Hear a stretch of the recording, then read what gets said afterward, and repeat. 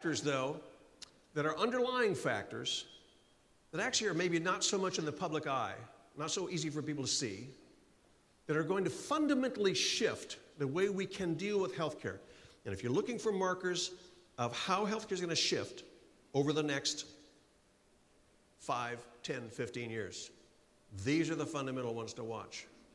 A very big one is the digitization of healthcare. Most of healthcare still is not digitized. Most healthcare is run on pen and paper. Most healthcare, Charles Dickens would not be confused if he walked into an American hospital. This is scary. We depend for our lives on people scribbling things down on sheets of paper. I don't like that. But it goes much deeper than that, because healthcare has always been opaque. It wasn't more than about 150 years ago that doctors actually spoke Latin to each other in front of the patient because they wanted to keep the mysterium tremendum going. Healthcare is opaque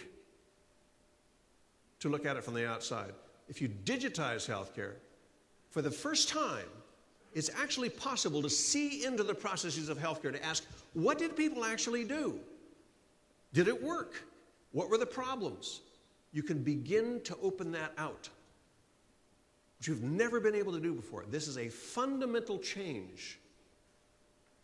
And one of the things we saw in the stimulus bill was a $36 billion outlay to help healthcare digitize.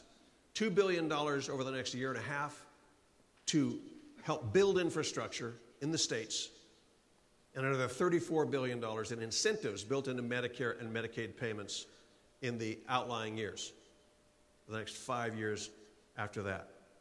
This is actually a small amount for what should have been going into healthcare all along. But we're going to begin to see a real acceleration in the digitization of healthcare.